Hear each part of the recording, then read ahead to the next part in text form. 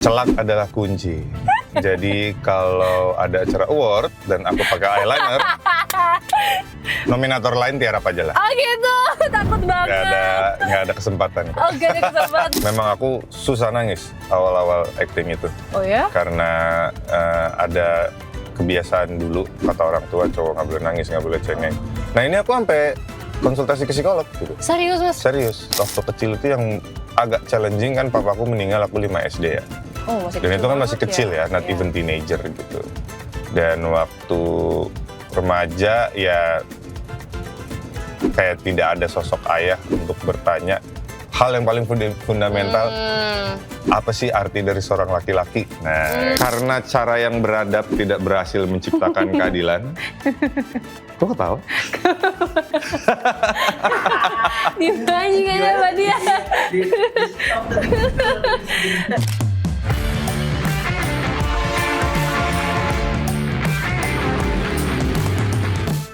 Oke, halo teman-teman, aku Fedi Nuril dan hari ini aku akan ngobrol-ngobrol sama Jakarta Journey dan sekarang lagi nunggu mobilnya.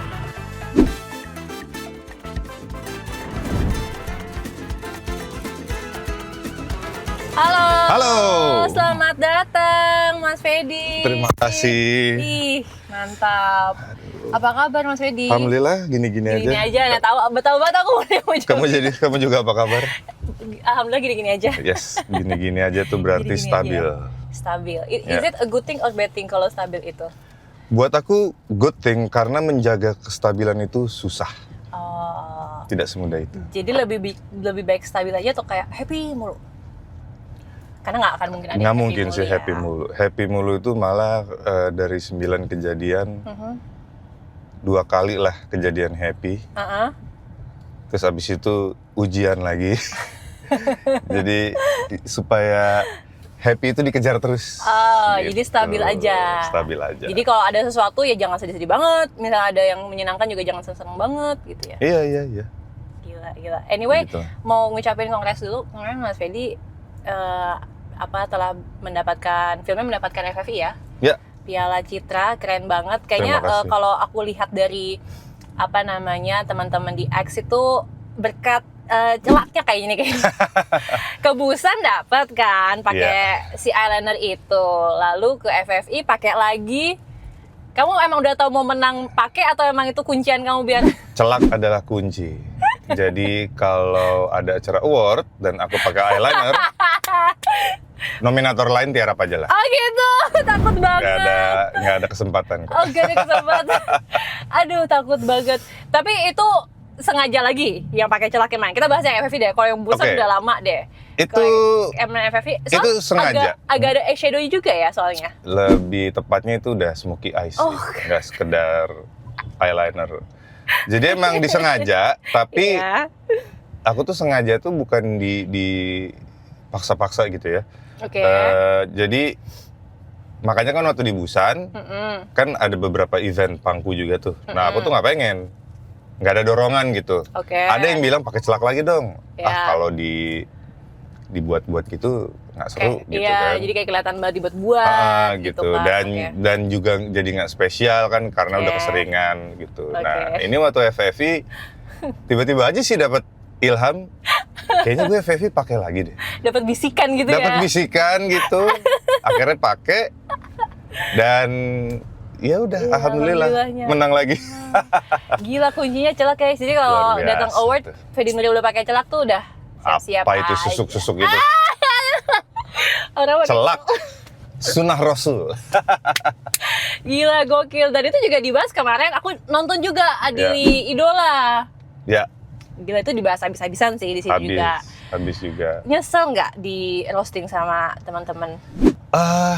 Itu kan keinginan Mas Fedi kan. Betul. Minta ke Bang Panji Iya. dan lain-lain. Jadi kalau dibilang nyesel, enggak. Karena acaranya terbilang sukses. Aha. Alhamdulillah, jadi insya Allah nanti bakal ada Adili Idola tiap tahun. Ya. Tapi memang waktu acara, Aha.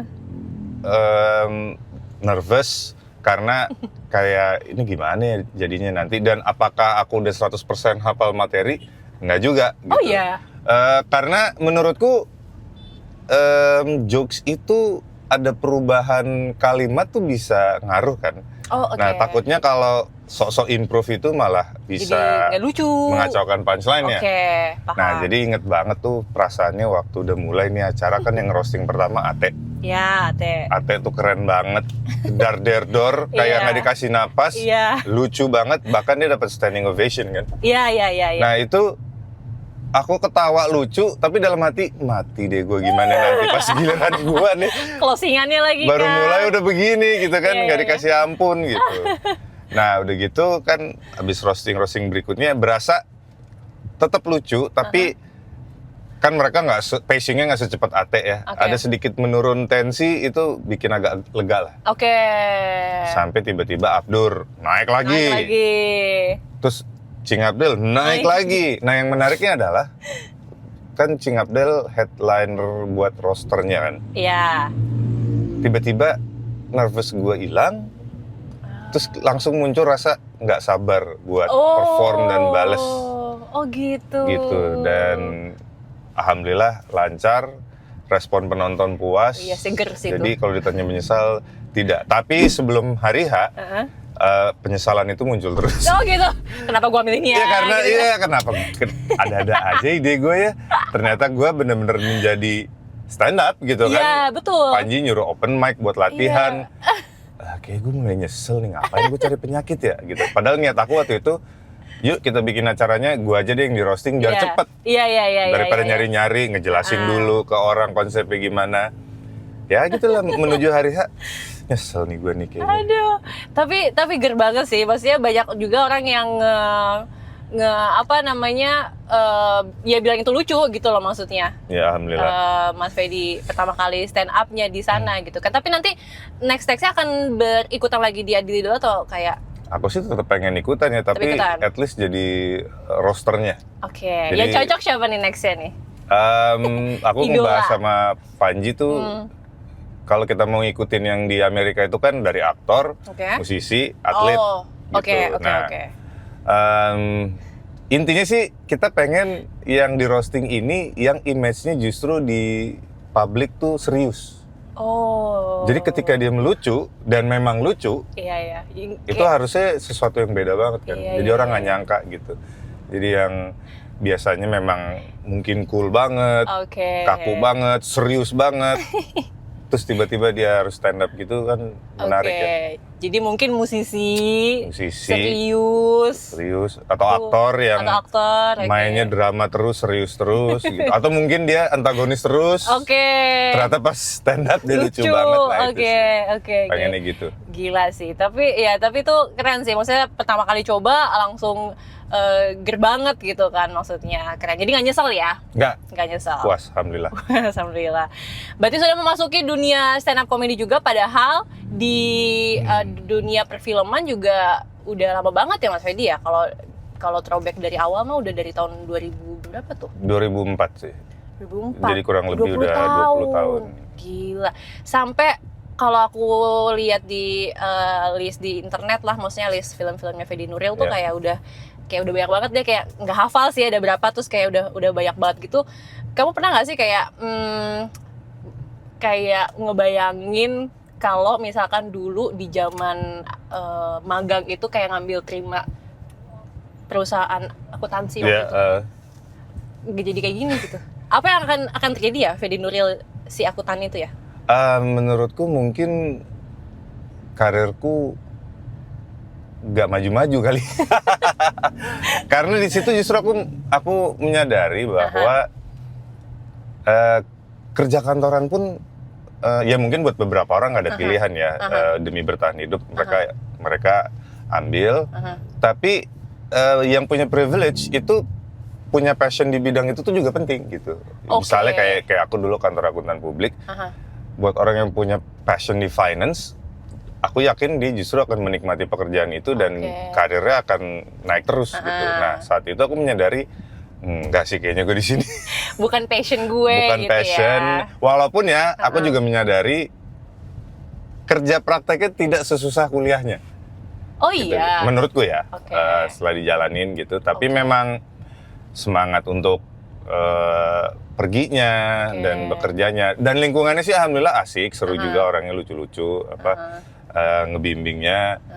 Tapi aku langsung menyadari ini kasihan orang yang memang punya passion di bidang ini, tapi slotnya keisi gue yang setengah-setengah. Oh, gini mending buat orang lain. Waktu itu sampai kepikiran kayak gitu. Jadi waktu ditawarin untuk menjadi pegawai tetap gitu, aku bilang tanpa mengurangi rasa hormat, saya nggak lanjut Pak gitu. Jadi apalagi ngelihat teman-teman yang dulu modeling bareng, pelan-pelan udah pada masuk film karena film Indonesia mulai naik lagi kan. Ya iri. Oh, oke. Waduh, gue stuck di cubicle gue nih. Oke. Jadi ya aku menyadari ini bukan passion aku, bukan minat aku. Kita kasihlah ke orang yang memang passionate di finance dan ingin membangun karirnya di bidang ini gitu. Tapi sebelum kamu menolak si tawaran perusahaan itu, apakah udah ada si tawaran filmnya? Apa belum juga sebenarnya? Sebenarnya baru casting sih, belum ada tawaran film yang fix gitu. Ya bagaimanapun aku masih baru ya, belum terlalu dikenal. Jadi memang mau nggak mau datang ke tempat-tempat buat audisi, didata. Syukur-syukur ada yang nyangkut. Jadi ya sebenarnya cukup gambling juga sih, nggak ada jaminan gitu. Bener. Nah, tapi kan yang ngebawa ke dunia entertain kan awalnya memang yang modeling. Itu pun juga karena tiba-tiba ditawarin orang di mall. Betul. Maksudnya dulu berarti kalau misalnya nggak ditawarin pun, apa waktu itu masih kecil tuh kayak cita-citanya atau kayak mikirin karirnya tuh pengen ke arah mana gitu? Oke, jadi aku ini masih di generasi yang orang tuanya itu nanti ya lahir, sekolah, kuliah, kerja, nikah, punya anak, mati, gitu kan. Dan kalau kita ngomongin pilihan hidupnya pas kuliah, itu ya aku generasi yang harus yang pasti-pasti kayak ekonomi, hukum, teknik gitu. Seni itu hanya dianggap hobi. Gitu, karena dianggap orang belum bisa hidup atau berpenghasilan yang layak lewat seni gitu. Dan waktu itu kan emang argumenku belum bisa kasih argumen kuat gitu. Misalnya kita lihat Erwin Gutawa dan lain-lain itu ya mereka konsisten di seni dan bisa hidup gitu kan. Nah, jadi kalau kecil tuh sebenarnya niatnya cita-citanya mau jadi pilot pesawat tempur. Pilot pesawat tempur. Karena ayah militer. Papaku militer. Dan biasanya keluarga militer pasti deh pengen anaknya ada yang terusin. Cuma karena mataku minus dan belum ada lasik waktu itu. Nggak boleh pakai kacamata ya? Nggak boleh minus. Pokoknya militer itu. Jadi diurungkanlah niat itu. Akhirnya waktu ngobrol sama mamaku kayak, terus aku mau kuliah apa mah? Gitu. Karena bingung, ikutlah psikotes gitu kan. Minat bakat gitu. Dan ternyata memang jawaban pertama yang muncul itu di keuangan, akuntansi gitu. Ya sudahlah, kita coba. Nah, misalnya kalau mulai karirku ini memang bisa dibilang aku ini sebagai permulaan banyak beruntungnya sih.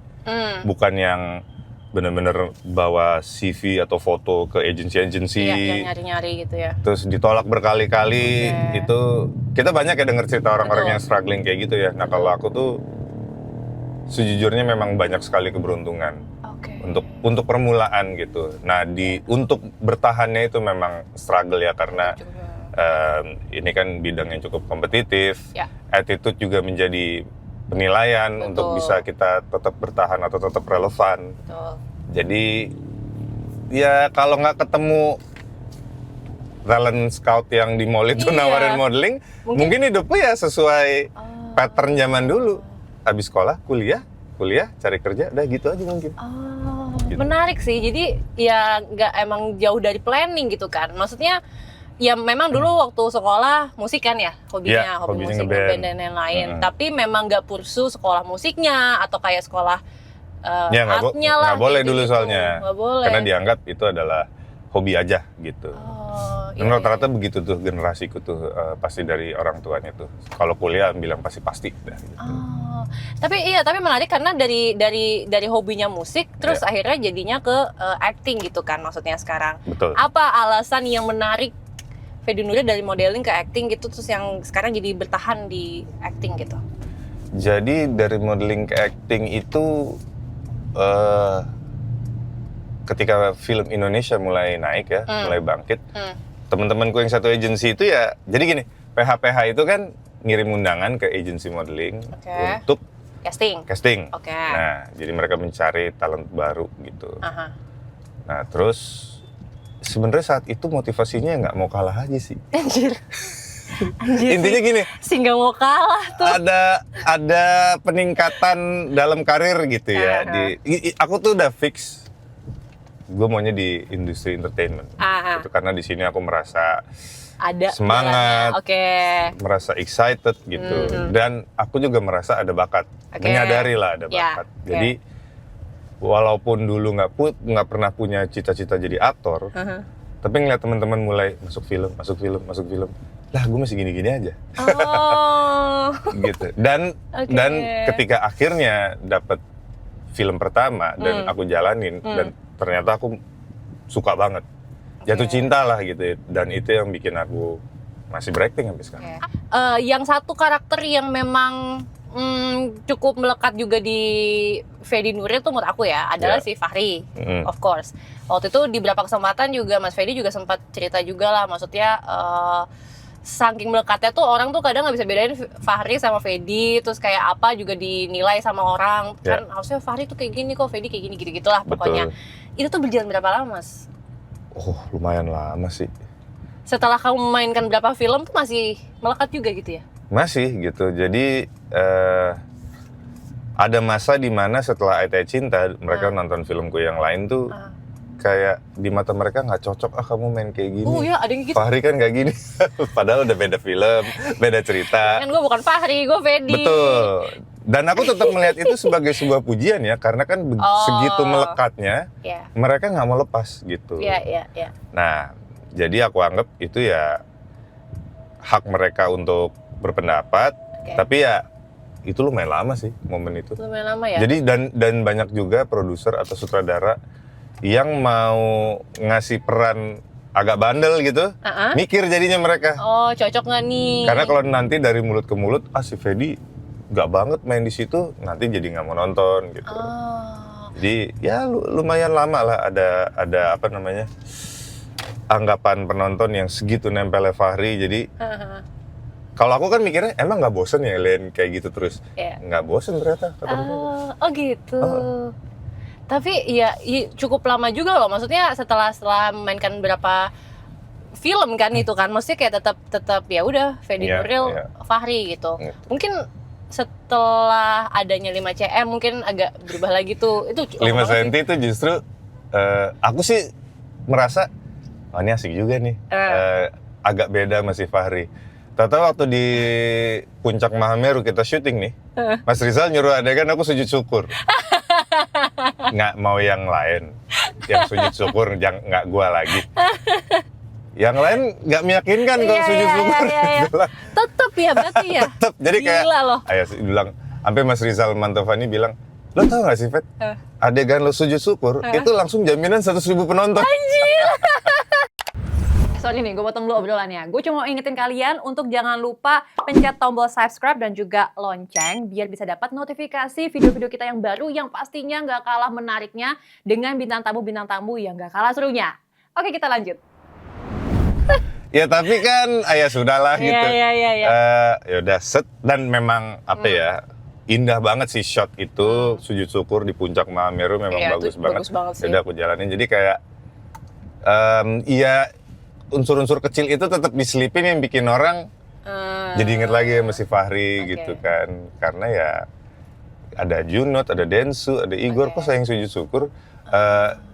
Junot memang dia muslim tapi karakternya kan selengean. Densu sama Igor non muslim, jadi saatnya sujud syukur orang nggak yakin gua gitu. Jadi ya oke lah gitu. Tapi apakah itu menjadikan secara gak langsung persona buat seorang aktor yang sebenarnya dia nggak mau tuh persona seperti itu gitu? Apa aktor tuh seharusnya punya persona nggak sih? Nah itu dia apa magicnya film ya. Kita bisa men-setting marketing diri kita seperti apa. mau terlihat gimana gitu. Misalnya gue tuh mau image gue tuh rockstar, jadi dia kemana-mana celana robek-robek lah, kalung, gelang gitu, jaket kulit. Tapi begitu dia bikin karya dan udah dikasih ke publik, bagaimana publik menerimanya, nah itu kan branding jatuhnya. Ya di luar kontrol. Mau dia gayanya rockstar, tapi tetep ya. lo orangnya melo di film ini, ya udah nempelnya jadi melo terus gitu. Nah jadi ya aktor bisa aja nge-build persona semau dia sebagai sebuah strategi atau sebagai marketing dirinya, tapi begitu karya dia udah dilempar ke publik, apa yang publik tangkep itu udah milik mereka dan nggak bisa dikontrol dan sih. Dan sah-sah aja mungkin ya. At the end of the day aku selalu bilang jalanin aja udah. Yang penting have fun dan karya yang kamu buat ini memang karya yang sesuai sama idealisme gitu loh. Jadi apapun persepsi orang setelah itu nggak ada penyesalan gitu. Dan ya yang emang melekat di Mas Fedy kalau aku sebagai penonton adalah emang ya mas-mas soft spoken gitu kan, orang-orang bilangnya mas-mas soft spoken, diem. Padahal, nah yang bikin lucunya adalah ternyata di sisi lain Mas Fedy tuh lumayan vokal juga gitu kan di sosial media. Jadi kayak itu kan membuat orang kaget gitu loh. Iya gak sih? Kayak ternyata pada kaget sih. Ternyata pada kaget awalnya kan. Awalnya pada kaget gitu. Padahal nggak ada niat ngagetin, memang hanya mau bersuara memang aja. Sebenarnya kayak gitu. Sebenarnya tuh aslinya Fedy Nuril tuh kayak gitu. Ya. Sebenarnya itu gitu. Intinya membiasakan untuk mengutarakan keresahan tuh apa adanya, jujur lah gitu. Berusaha jujur, karena manusia ternyata kehidupan sehari-harinya apa yang diomongin sama apa yang sebenarnya isi hati itu beda. Khususnya di Indonesia yang kita nggak enakan atau udah maklumin aja kayak gitu. Nah, pada dasarnya aku hanya berusaha sejujur mungkin sama diri sendiri, hati sama isi mulut tuh synchronize. Dan buat aktor itu penting sekali sih. Untuk bisa seperti itu gitu. Mungkin sebenarnya orang tuh nggak tahu aja sebenarnya ya Fedy Nuril tuh ya ini isi hati ya, tapi emang nggak kelihatan aja gitu mungkin di orang. Jadi pas kali dikeluarkan tuh orang jadi nggak biasa sih. Nggak biasa gitu ya. Kaget gitu. Yang biasanya pasif, ternyata yang ini mulai aktif. Ya jadi kaget karena nggak terbiasa. Tapi aku percaya kayaknya kalau misalkan jiwa-jiwa kayak, ya aku bisa bilang itu kritis lah, maksudnya berani, kritis dan lain-lain itu datang dari masa kecil. Entah itu dia terlahir seperti itu atau memang didikan orang tua. Nah, menurut Mas Fedy itu datang dari mana? Apakah memang didikan orang tua yang, I don't know, mungkin dulu militer keras atau gimana, atau ya kamu harus berani atau gimana, aku nggak tahu lah. Itu gimana waktu jadi ini didikan waktu kecil? Yang aku alami setelah aku sendiri udah punya anak. Ternyata anak itu pada dasarnya kritis. Oh iya. Apapun akan dia nanyain. Kayak misalnya, kenapa sih langit biru? Ya, gitu kan. Kenapa warnanya biru? Kenapa nggak merah? Kenapa nggak ungu gitu kan? Nah, yang membuat dia akan tetap kritis terusnya adalah ketika memang dia diberi kebebasan untuk menanyakan apapun. Gitu. Nah, dan ketika orang tua bingung mau jawab, jangan yang jangan kebanyakan nanya, udah turutin aja gitu. Atau padahal kalau memang nggak tahu, menurutku jawab aja nggak tahu gitu. Nggak tahu. Kan kita nggak harus tahu semuanya ya orang tua. Benar. Gitu. Nah jadi ya aku mengingat zaman dulu, memang aku suka nanya gitu. Gitu. Kenapa begini, kenapa begitu, kan dulu bahkan ada bukunya loh. Kenapa begini, kenapa begitu, ada tagline gitu tuh dulu. Untuk menggambarkan bahwa anak-anak semuanya itu rata-rata kritis gitu. Sekepo itu anak Sekepo itu gitu. Nah jadi ya balik ke dari mana aku mulai kritis, ya aku anak-anak pada umumnya ternyata memang penasaran aja gitu kan. Nah orang tua juga apakah seterbuka itu, nggak juga, 50-50 lah. Kalau memang kan nyesuaiin umur juga, misalnya pertanyaannya itu misalnya 3 SD, seks itu apa sih Bu? Nah itu kan, kamu tahu dari mana? Nah kamu dengar dari mana gitu. Iya. Kita harus teliti seperti apakah umur segini sudah boleh dijelaskan tentang seks kayak gitu kan. Nah, pinter memilah-milahnya dan waktu itu ya apa yang memang udah pantas dijelasin, apa yang memang belum pantas dijelasin ya nanti ya kalau udah gedean dikit gitu. Jadi dari situ sih memang dan itu juga yang lagi aku coba terapin ke anakku. Omong apa yang kamu mau. Nah, walaupun kadang kebenaran memang pahit ya. Tapi jujur dulu, next kita work on your communication gitu. Jadi jujur boleh tapi tetap niatnya apa dulu nih. Gaya komunikasi itu juga ngaruh karena kalau jujurnya itu terlalu temperamen, orang juga jadi nggak nyaman kan. Mereka lebih inget malah lebih defensifnya kok dia itu sih kayak misalnya ini bajunya bagus atau jelek itu kan kayak gak siap dengernya padahal gitu.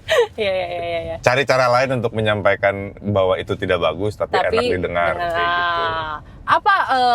Apa namanya cara mendidik yang Mas Fedy turunkan mungkin dari yang dulu kamu dapatkan dari orang tua terus kamu turunkan nih ke anak sekarang? Oke, satu.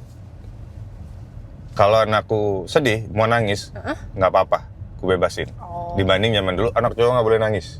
Nah, dulu gitu ya. Rata-rata begitulah gitu, nggak boleh nangis, nggak boleh cengeng. Padahal mungkin memang dia habis jatuh dan sakit banget gitu kan. Dan nangis itu kan sebenarnya reaksi aja, bukan menandakan dia lemah gitu. Memang sakit ini, gitu. Ya, anak-anak cuma bisa begitu awalnya gitu kan. Nah, dan apalagi kalau gedenya mau jadi aktor, dari kecil dah nggak boleh cengeng, nggak boleh nangis. Udah repot itu jadi aktor yang bagus. Jadi, karena susah mengekspresikan. Jadi begitu ada adegan dramatis yang memang mengharuskan dia nangis, itu defense-nya naik kayak zaman dulu. Kan cowok nggak boleh nangis, gitu. Padahal nih adegannya ini istri lo ketabrak truk, hancur badannya. Iya kan sedih. Nah, kan sedih dong gitu. Mungkin malah hysterical gitu kan. Iya. Cuma karena dulunya kayak gitu dia kayak susah dan apa namanya? Itu yang aku latih atau aku didik kan aku kayak misalnya dia mau A, aku nggak kasih. Kenapa kamu sedih? Iya, oke. Kamu boleh nangis tapi ayah nggak beliin karena kemarin kamu udah beli. Ya aku biarin dia nangis gitu. Ya, dengan alasan yang reasonable dong. Dengan alasan yang reasonable dan ternyata kan itu bukan tanda kelemahan tapi itu justru bisa bukan ngebuang ya, apa dia melampiaskan emosinya dia keluar. Jadi nggak mendem gitu, nggak mendem. Oke. Tapi menarik lagi tadi yang karena dulu orang zaman dulu memang kayak mendoktrinnya tuh anak laki-laki nggak boleh nangis, jadi ngefek nggak sih waktu awal-awal acting? Ngefek. Memang aku susah nangis awal-awal acting itu. Oh ya? Karena ada kebiasaan dulu kata orang tua cowok nggak boleh nangis, nggak boleh cengeng. Nah ini aku sampai konsultasi ke psikolog gitu. Serius Mas? Serius. Buat nangis? Sebenarnya tidak khusus datang ke psikolog dan konsultasi, tapi kebetulan ada kenalan psikolog. Konsultasi ya. Tapi ya konsultasi gratis. Iya. Dia ingin jelasin kayak, lo tuh berapa kali sih nangis seumur hidup lo gitu dia nanya. Aduh bisa dihitung jari sih. Ada nggak momen lo mau nangis banget dan dibiarkan lo puas? Ada. Kapan dia nanya? Waktu bokap gue meninggal.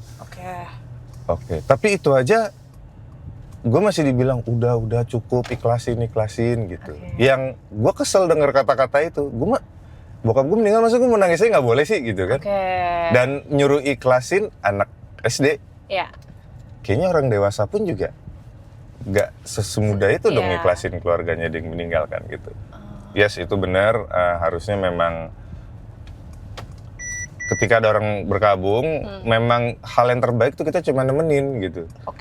Kalau kita bilang sabar, ikhlasin aja, itu nggak bantu, itu malah bikin kesel. Kesannya kita dijudge nggak sabaran dan nggak ikhlas. Iya benar. Itu satu. Terus dibilang, oke, gimana cara gue mulai melatih untuk pada intinya kan ketika kita sedih mau nangis itu kita pasrah kepada emosi kita gitu, nggak dilawan. Iya, nggak dilawan, bener. Nah aku inget banget dia nyuruh mulai dari dengerin lagu-lagu yang sedih, Oke. atau film yang sedih, atau buku yang sedih. Nah bener tuh aku ikutin, aku bikin playlist lagu-lagu yang kira-kira bikin aku sedih, film, buku. Tapi yang aku inget banget,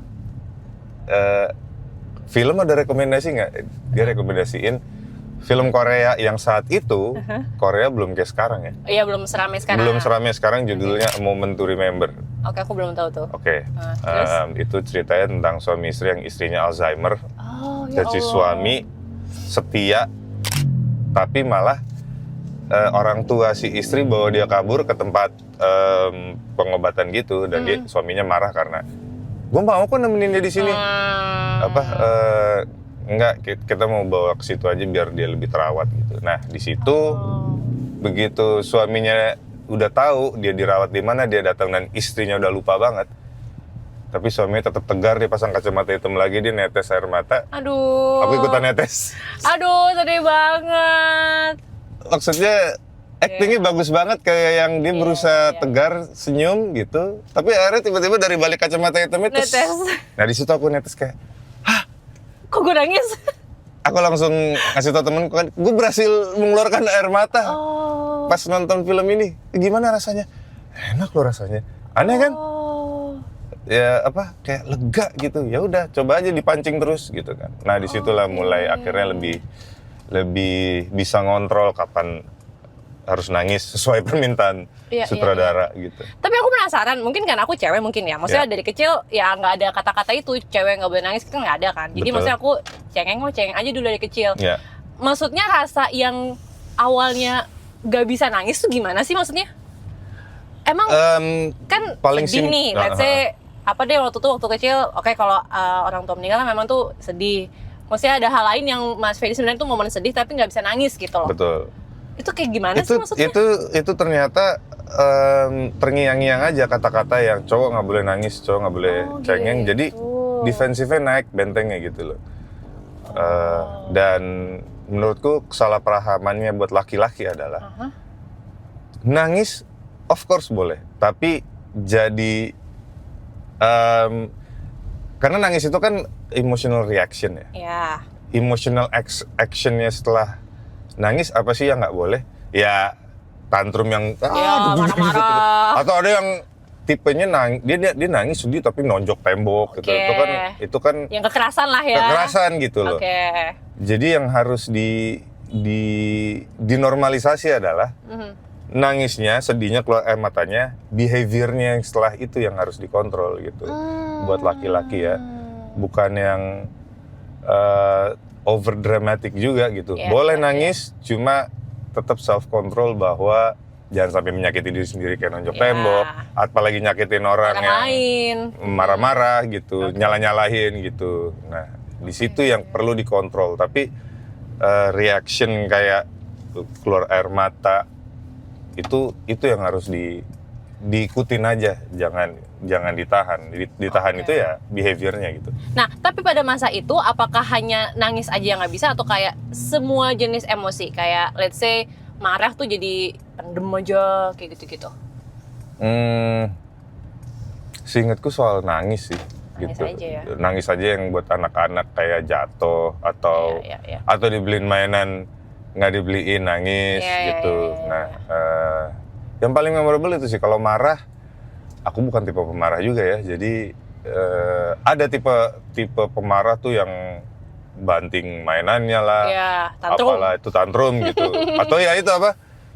Padahal di tempat umum gitu kan, tapi dia tantrum banget yang teriak-teriak, pokoknya mau dibeliin gitu kan, yang kadang orang tuh bisa malu atau nggak nyaman. Nah ini lagi di tengah-tengah mall loh gitu kan. Nah, ya alhamdulillah sih di keluarga aku nggak ada yang kayak gitu ya. Jadi yang itu bukan masalah, lebih ke ya itulah menunjukkan emosi sedih dengan nangis gitu. Terus gimana lagi? Masa kecilnya Mas Ferdy tuh kayak gimana dulu? Secara pertemanan mungkin? Menjadi anak bungsu di pertemanan tuh kayak gimana? Apakah pertemanan sih alhamdulillah aku cukup lah. Artinya Aku maksudnya gini, aku merasa punya teman dan mereka pun menganggap aku teman, dan Oke. itu kan penting banget ya Iya. ternyata ya untuk punya teman ya, ya, yang tulus gitu, Iya. bukan karena wah dia anaknya orang kaya nih, dia di rumah punya video game baru terus, jadi temenan hanya untuk bisa main di situ. dimanfaatkan aja. Dimanfaatkan gitu. Ini benar-benar temen yang ketika main bareng tuh berasa memang tulus gitu kan. Ya, ya. Untuk bagian itunya sih aku alhamdulillah ada gitu. Dan sebenarnya mungkin dari waktu kecil itu yang agak challenging kan, papaku meninggal aku 5 SD ya. Oh, masih Dan kecil itu kan banget masih kecil ya, not Iya. even teenager gitu. Dan waktu remaja ya kayak tidak ada sosok ayah untuk bertanya hal yang paling fundamental, apa sih arti dari seorang laki-laki? Nah gitu, bagaimana sih cara jadi laki-laki? Bayangin aja papaku dulu tentara kan, Iya. jadi I guess dia sangat maskulin gitu. Iya, benar. Nah tapi ya karena nggak ada, dan mamaku tentu berusaha mengisi posisi itu ya, cuma Ya. kalau dipikir kan tetap perbedaannya signifikan ya antara pandangan perempuan dan pandangan laki-laki. ya. Tapi itu pun aku bisa bilang alhamdulillah masih aman lah, nggak ada yang traumatis gitu. Gitu. Walaupun harus semacam cari sendiri kayak arti laki-laki itu apa sih, Seperti gitu. apa? Arti maskulin itu seperti apa. Tapi alhamdulillah aku bisa bilang oke aja, nggak ada yang traumatik gitu. Nice dong jadinya. Nice, Ya, masih nice. jadi ke anak juga jadi aman aja kan, karena dulu kan banyak gitu Mas Fedi pengertian bahwa kalau ya orang tua zaman sekarang tuh merefleksikan apa yang dia dapat menjadi anak saat itu waktu kecil, Iya. kayak gitu-gitu kan. Jadi, Betul. Ada yang menerapkan sama persis kayak Iya. diterapin orang tuanya, ada yang kebalikannya sama sekali nggak mau. Iya. Dua-duanya plus minus sih, memang harus cari jalan tengah yang sesuai zaman, sesuai sains juga. Ini kan Oke. psikologis ya, Ya. demi tumbuh kembang yang optimal buat si anak gitu. Iya. Karena it's not about you anymore, it's about Betul. them gitu kan. Betul. Dan anak Mas Fedi cowok kan ya? Cowok semua 3. Cowok semua. Wow, cowok semua 3. Gila tuh, jadi istrinya pusing banget tuh, cowok ada 4 orang cowok di rumah. Siapa kamu? Enggak, jadi istrinya Mas Fedi. Oh iya. Iya kan? Ada 4 orang cowok di rumah kan? 4 orang cowok di rumah, benar. Lumayan pusing juga kayaknya. Dan laki-laki itu, walaupun udah setua aku ya, ternyata laki-laki itu pada dasarnya bayi kok. Emang semua laki-laki? Sekuat-kuatnya mereka physically, sepinter-pinternya mereka academically, Yes. semandiri-mandirinya, sesuksesnya, tapi kalau memang pasangannya atau istrinya itu benar-benar melayani secara tulus ya, Iya. tulus dalam hatinya memang ingin melayani, bukan karena paksaan, bukan karena patriarki and everything, lepak-lepak udah. Jadi kayak balik ke rumah aja kan, kalau Iya betul. di rumah gitu. kita kan ya udah jadi apa adanya gitu. Apa adanya gitu kan. Misalnya aku bisa bikin kopi sendiri, apa susahnya sih bikin kopi? Bener. Tapi tiba-tiba udah ada di meja, tetep aja gitu. Padahal bisa sendiri Bisa sebenarnya. sendiri, niatnya udah mau bikin nih, atau udah ada gitu. Gitu kan, tetep. Thank you loh gitu. Nah, di situ itu menurutku benar, punya 4 laki-laki di rumah. Iya. Yang udah setua ini pun ternyata jiwanya masih baik. Tapi jadi penasaran, anaknya Mas Fedi ketiga-tiganya mirip Mas Fedi semua atau beda-beda nih? Apa mukanya, apa sifat? No, sifat. Makanya jadi kalau misalnya ya. semuanya kayak Mas Fedi kan si istrinya Mas Fedi jadi kayak Nggak kebagian nih. 4 Fedi nih gitu di Bener. rumah. Satu aja udah pusing. Udah pusing. Ada yang udah mulai kelihatan mirip aku. Ada yang ini mirip ibunya. Tapi ini sih kalau masih seumur itu masih berubah terus kok. Oh gitu ya. Berubah terus sesuai, apalagi udah campur tangan didikan luar sekolah Oke. atau temen, Oke. itu developing terus sih. Oke. Karena aku belajar tuh otak itu benar-benar berhenti berkembang kurang lebih umur 25. Sampai sebelumnya dia masih developing terus, tiap dapat informasi baru berkembang terus. Jadi adaptif ya. Jadi memang that's why kita mencoba mengontrol anak hanya untuk ke satu tujuan itu salah ternyata. Karena dengan masih berkembangnya otak, jangan dibatasin Jangan pilihannya. dibatasin justru. Mm-mm.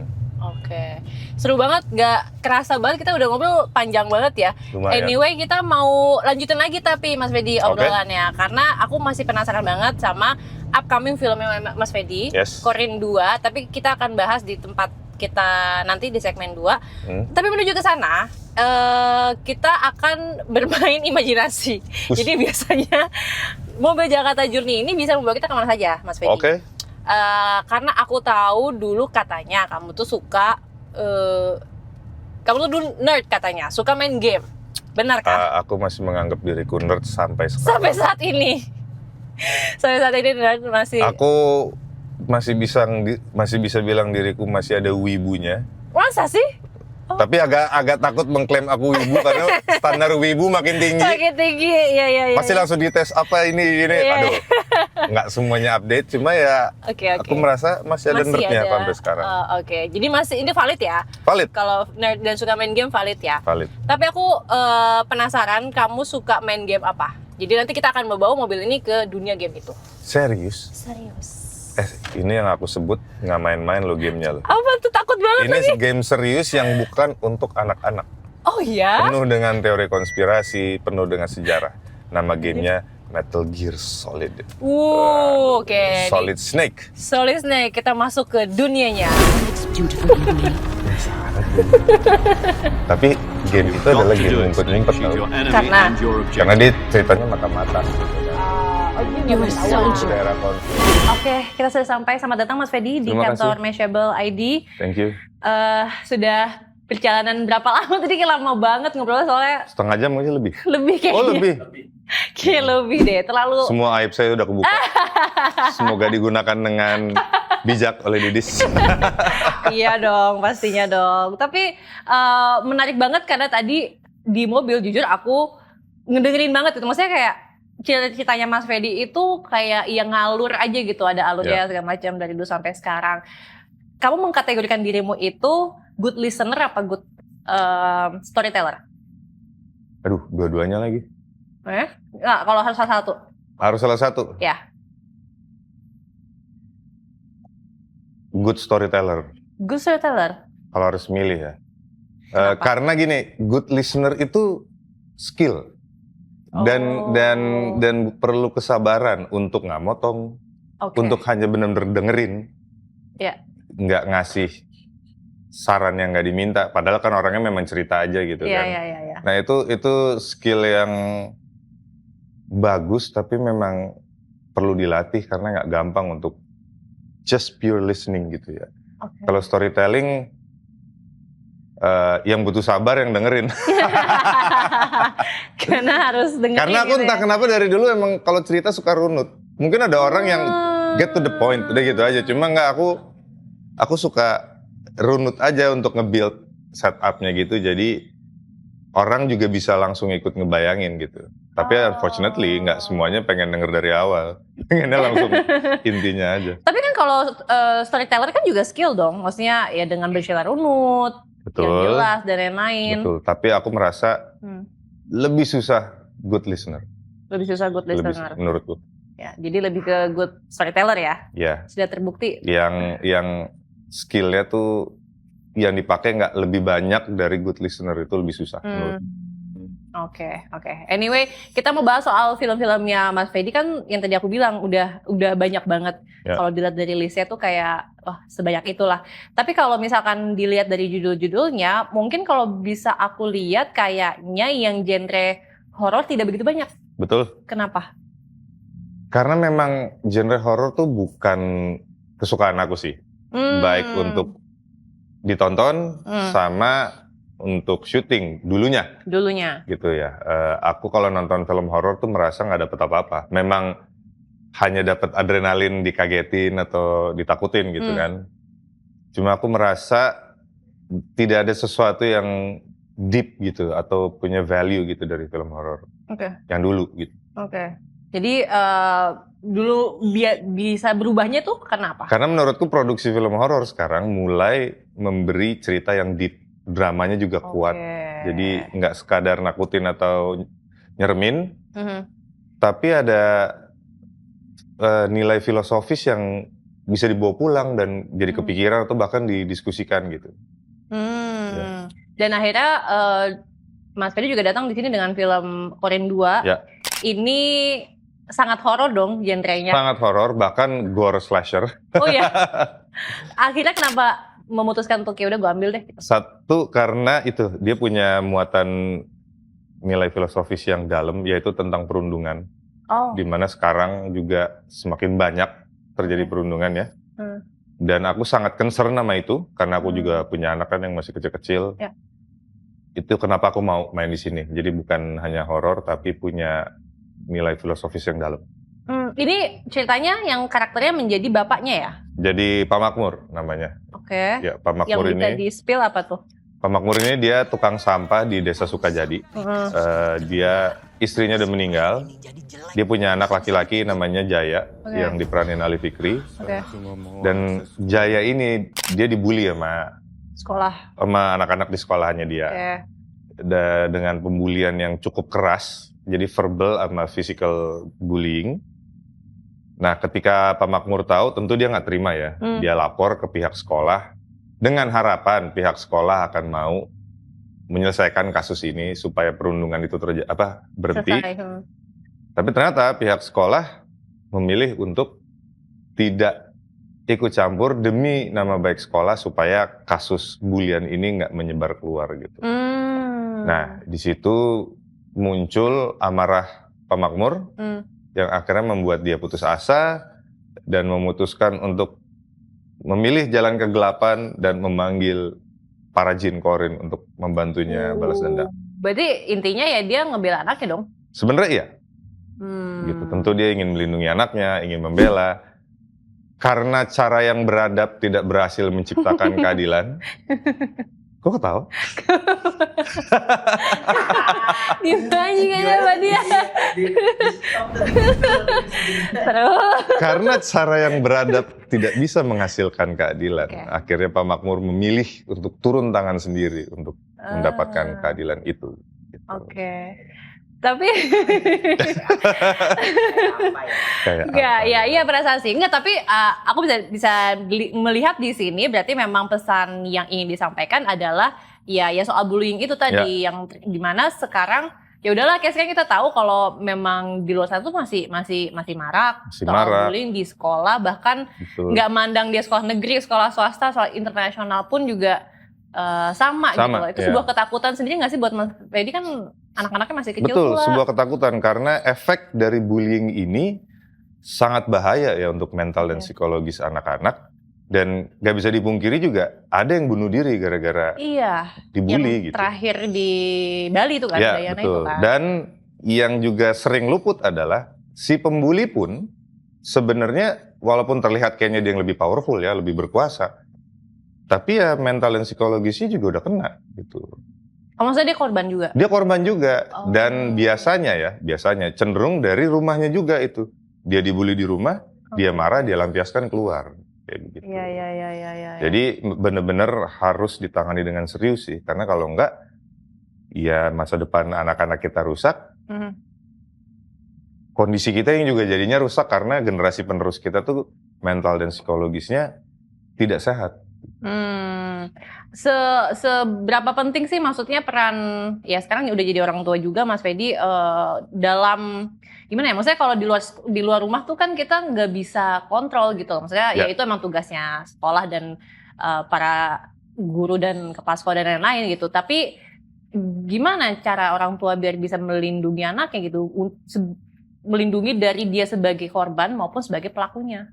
Yang aku pelajarin ya semenjak punya anak, karena ini juga aku tanya ke psikolog anak karena aku khawatir anakku dibully atau jadi pembuli. Itu misalnya nih dia korban bullying. Ketika dia di rumah, dia ingin cerita atau dia ingin mengadu, ya kita mendengarkan, kita serap dulu keluh kesahnya, dan kalau kita mau cara yang beradab, tentu kita lapor ke sekolah dan berharap sekolah yang bisa menyelesaikannya dengan bijak, karena bagaimanapun mereka lah pendidik gitu kan. Kalau udah sekolah kan bisa dibilang mungkin waktu anak-anak kita lebih banyak di sekolah daripada di rumah. Betul. Jadi apa nih yang akan dilakukan sekolah supaya anak kita tetap aman.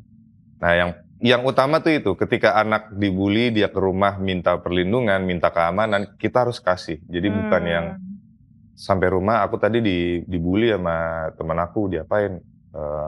Kepalaku dijedotin misalnya gitu. Terus kamu ngapain? Ya aku nangis, diem aja. Loh kok diem aja sih, kamu harusnya lawan, gimana? Cowok tuh harus kuat. Nah itu pun udah masuk ngebully. Oh ya? Orang tuanya gitu. Bukannya self defense? Self defense itu ya harus dilatih ya. Oke lah. Maksudnya oke, kita mau kita lihat dulu. Oke, anak gue ini berarti ketika ada pressure dia bingung harus gimana. Oke. Kita tenangkan dulu, kita beri dia keamanan, baru let's say nextnya mungkin kita perlu dia kursuskan ilmu bela diri supaya dia bisa bela diri gitu kan. Yang penting kita menyediakan tempat yang aman dulu. Nah, karena memang fight back itu memang gak gampang, mesti dilatih gitu kan. Iya, betul. Nah, apalagi kalau di rumahnya pun dia di pressure juga, dia tidak diberikan rasa aman itu, semakin bingung dia mau ngapain gitu. Nah, kayak pembuli pun kemungkinan besar itu di rumahnya ya dia yang dibully gitu. Kembali misalnya ke didikan zaman dulu yang digampar, dipukul pakai rotan, disabet pakai gesper. Dan akhirnya dia keluar rumah beringas gitu, karena ya di rumah dia nggak merasa punya keamanan gitu. Dan makanya penting buatku supaya isu ini diangkat dan dikemas secara horror slasher itu ya supaya seru ya. Itu tambahannya, karena ini mengkhawatirkan sih. Cukup mengkhawatirkan banget lah di Indonesia. Karena aku belum jadi orang tua. Sebagai orang tua lebih takut anaknya jadi pembuli atau dibully sih sebenarnya. Ya meskipun kita nggak bisa milih ya, dua-duanya itu parah lah. Tapi maksudnya yang paling ditakuti? Aku lebih takut pembuli. Kenapa? Karena berarti aku yang orang tua juga gagal memberikan dia rasa aman sehingga dia harus keluar rumah dan melampiaskan itu ke orang lain. Yes, berarti kemungkinan aku pun ngebully dia. Dan mungkin nggak sadar gitu. Kayak misalnya ada yang joke harmless kayak, kamu dulu putih kok sekarang hitam banget sih. Ya udah itu udah physical, verbal bullying gitu kan. Ya namanya anak laki main matahari siang sore, ya hitam lah. Dan itu kan berarti dia aktif. Betul. Kalau masih kecil udah kayak kinclong banget, berarti dia gak kemana-mana. Gak keluar rumah nih anak nih. Kayak gitu. Rumahan. Ya mungkin bentuknya kayak gosong ya. Tapi ya itulah anak-anak gitu kan. Jadi ya menurutku aku lebih khawatir anak pembuli karena berarti di rumah itu kemungkinan besar, nggak selalu mungkin ya, kemungkinan besar justru aku yang ngebully dia sehingga dia jadi pembuli di luar. Oke. Satu hal yang juga kayaknya cukup susah adalah kalau aku bayangin ya mungkin adalah misalkan anak itu menjadi korban, gimana caranya si rumah ini bisa menjadi tempat dia untuk cerita. Karena kadang ada yang takut juga. Kalau pengalaman pribadi aku dulu pernah waktu SD tuh di verbally bully sama teman karena aku penyakitan lah, dikatain segala macam. Cerita nih ke mama. Habis itu mama emosi kan. Dia datang ke sekolah. Terus aku jadi malu gitu loh. Nah, setelah itu tuh kayak di mindset si Didis kecil ini adalah besok gue gak mau cerita lagi lah ke mama. Karena ya mama langsung malu-maluin gitu ke sekolah dan marah-marah gitu lah. Mainnya gak rapi gitu lah ya. Mainnya gak rapi.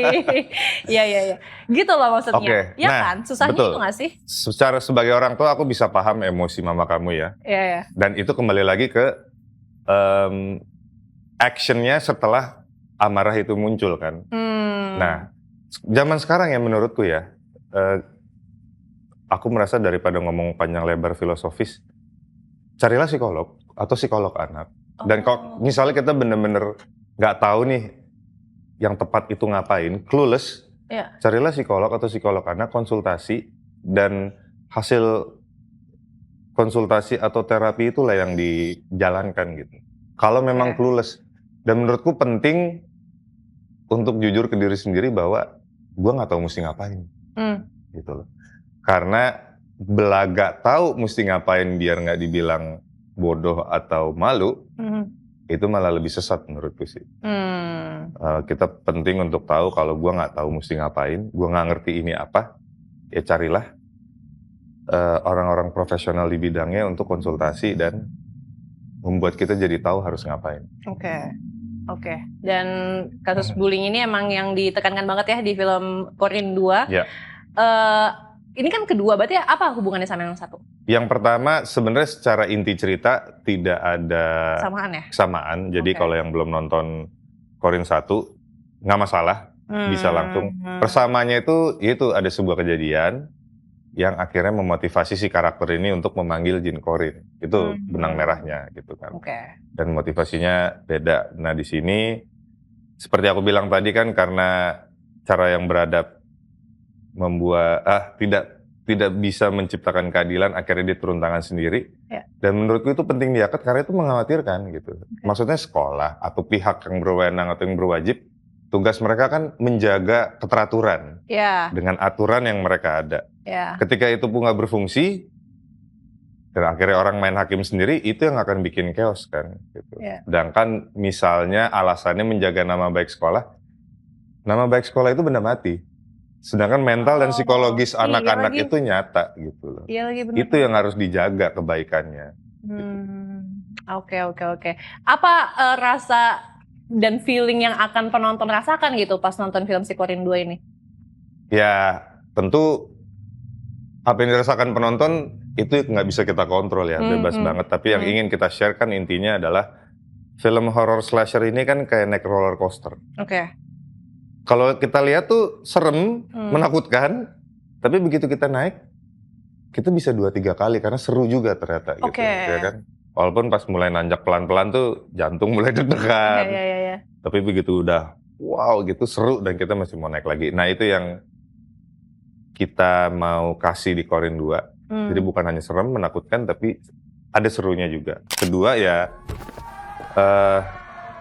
nilai filosofis soal perundungan ini ya. Jadi setidaknya penonton tuh aware bahwa bullying ini benar-benar penting dan berbahaya. Nggak bisa sekedar menjudge bahwa generasi sekarang lebih baik ya dibanding yang dulu. Oke. Saya dulu disabet gesper, nggak apa-apa. Oke. Yakin nggak apa-apa. Iya. Coba ke psikolog dan periksa. Iya. Gitu loh, yakin nggak apa-apa. Oke, Nah, oke. lebih aware about mental health, about bullying, karena ini berhubungan dengan mental dan psikologis anak-anak kita yang akan jadi penerus. Kalau memang kita ingin menjadi bangsa yang sehat dan maju ya, bullying ini penting sekali untuk dicegah atau diatasi. Gitu sih. Ini spesifik konsul juga nggak ke psikolog untuk si film ini? Oh iya. Oh ya? Karena satu, aku sempat mempertanyakan karakter Pak Makmur, apa wajar semarah ini ketika anak dibully gitu kan. Nah, ternyata ini ada hubungannya dengan bahasa Indonesia yang terbatas. Jadi kalau kita ngomongin marah, mungkin bahasa Inggrisnya anger. Oke. Kalau di bahasa Inggris, anger tuh ternyata bisa dipecah banyak. Ada sadness, grief, Betul. desperation. Kalau di Indonesia marah ya marah. Marah gitu. aja. Marah Udah aja. Gue marah. Ini, nah jadi ternyata misalnya Pak Makmur, cara aku ngedesain secara psikologisnya itu adalah dia shock waktu anaknya dibully dan dia take action dengan melapor ke sekolah dan ternyata sekolah nggak melakukan apa-apa, itu ada disappointment. Ya. Dan ketika sekolah nggak melakukan apa-apa dan bully itu terus berlanjut, itu akhirnya muncul desperation, nggak tahu lagi mesti gimana. Dan desperation itu kan bahaya. Ya. Orang jadi bisa menghalalkan segala cara karena desperation itu. Sehingga akhirnya Pak Makmur memilih jalan gelap dan memanggil Jin Korin. Takut banget, serem banget sih ngebayanginnya aja. Hati-hati sama orang marah sih. Oh. Hati-hati sama orang marah dan orang putus asa karena Iya sih. logikanya udah hilang. Mereka Iya sih. hanya ingin melampiaskan emosi itu aja. Iya sih. Dan balik lagi ya semua gimana kita kontrolnya itu balik lagi ke rumah tadi ya. Betul. Di mobil kita juga tadi udah cerita banyak lah soal gimana pentingnya rumah tuh bisa nge-shape Support system. support system si anak untuk dewasa jadi apa. Tanggal berapa Korin 2 kita bisa tonton? Bisa nonton di bioskop insya Allah 11 Desember 2025. 11 Desember 2025. Kita tunggu bersama Mas Fedi Nuril marah-marah ya. Marah. Marah. ngebacok. Dan lain Seru. sebagainya. Dan lain sebagainya. Tapi ada gak genre atau cita-cita kamu karakter tertentu mungkin yang masih kamu cita-citakan pengen belum ke explore atau belum kesampaian mainin? Aku pengen banget musikal sih. Musikal ya? Musikal. Karena menurutku itu susah. Penggabungan acting, nyanyi, nari. Iya. Dan itu menurutku bagus banget untuk mengasah skill aku sih supaya semakin jadi gitu kan. Dan kalau dipikirin juga nervous juga gitu, tapi menurutku itu bagus buat memberikan sesuatu yang beda ke penonton sama ngelatih skill. Musikal yang belum kesampaian. Ya, belum kesampaian. Karena kayaknya nggak tahu aku bisa nyanyi atau enggak sih. Gitu. Nggak tahu deh narinya juga gimana. Justru ya penasaran tapi pengen. Pengen tapi. Kalau directing kamu pernah pengen nggak sih Mas? Directing. Penasaran? Untuk sekarang belum. Why? Karena directing itu juga beban pekerjaannya jauh lebih banyak daripada acting. Dia dari A sampai Z dia pikirin, dia kerjain. Kalau selesai syuting kan aktor bisa liburan. Director kan enggak, ngedit segala macam. Aku masih lebih tertarik nulis skenario. Oke. Karena memang film itu kan jantungnya cerita ya, skenario. Mungkin kalau aku sudah paham banget, mungkin bisa baru beralih ke situ. Tapi untuk sekarang directing belum. Nulis tapi udah mulai apa? Lebih tepatnya masih rewrite. Jadi belum nulis dari nol karena aku ya belajarnya otodidak sih, nggak yang kursus atau kuliah. Jadi dan aku masih tipe yang sangat menunggu ide, bukan diubek-ubek, bukan yang profesional. Saya pesen cerita ini jadi dalam 6 bulan. Nah itu kan mau nggak mau udah harus duduk mikirin terus kan. Nah aku masih yang tipe ya lagi ngobrol gini tiba-tiba dapet ide, oke juga nih. Kalau seminggu nggak dapet ide, oh ya udah nggak usah dipaksain. Masih yang kayak gitu. Kalau buat di industri kayak gitu kan nggak bisa. Iya. Ada sisi perfeksionisnya juga nggak sih? Ada banget. Ada banget. And that's not a good thing loh sebenarnya perfeksionis. Masa sih? Yes, pengalamanku perfeksionis itu nggak baik. Yang baik adalah make it better, not make it perfect. Karena emang nggak ada kesempurnaan, pasti ada aja salahnya. Gitu loh. Yang mungkin di mata orang, nggak apa-apa mah kalau cuma salah itu aja.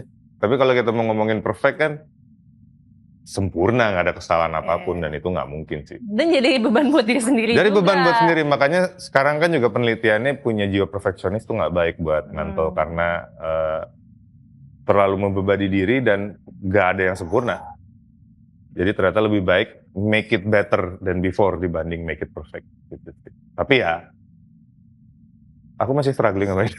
Kalau ditanya, perfeksionisnya masih lumayan. Ya? Masih banget ya? Masih belajar untuk menguranginya lah. Mengontrolnya. Gitu. Tapi kita tunggu banget lah karya-karya Fedy Nuril nulis, siapa nanti bisa direct juga dan lain sebagainya. Mas Fedy, tapi sebelum closing, kita tuh ada satu pertanyaan yang bisa kita tanyain ke seluruh bintang tamu Jakarta Journey. Pertanyaannya adalah... Yang pertanyaan terakhir yang, apa tadi? Biasa kita tanyakan ke semua bintang tamu Jakarta Journey. Pertanyaan yang dari awal tadi nggak biasa ditanyain. Apa tadi? Mungkin beda-beda. Oke. Pertanyaannya. Oh ini siapapun bintang tamunya itu ditanya. Oke. Yes, pertanyaannya adalah kan kita tahu suatu hari nanti kita pasti akan meninggal. Semua orang di dunia ini akan meninggal suatu hari nanti. Ketika saat itu datang, momentum datang, Mas Fedy itu ingin dikenang sebagai apa sih? Dikenang sebagai orang yang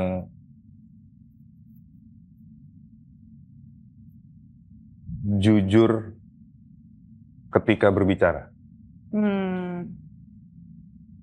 Jadi apapun yang aku omongin, orang percaya bahwa itu tulus, genuine, walaupun mungkin didengarnya nggak enak. Tapi kalau gue mau mencari kejujuran, gue tanya Fedy. Berat banget tuh. Berat. Ya nge-build trust kan emang berat. Betul. Cuma buat aku itu alhamdulillah banget kalau orang melihat aku adalah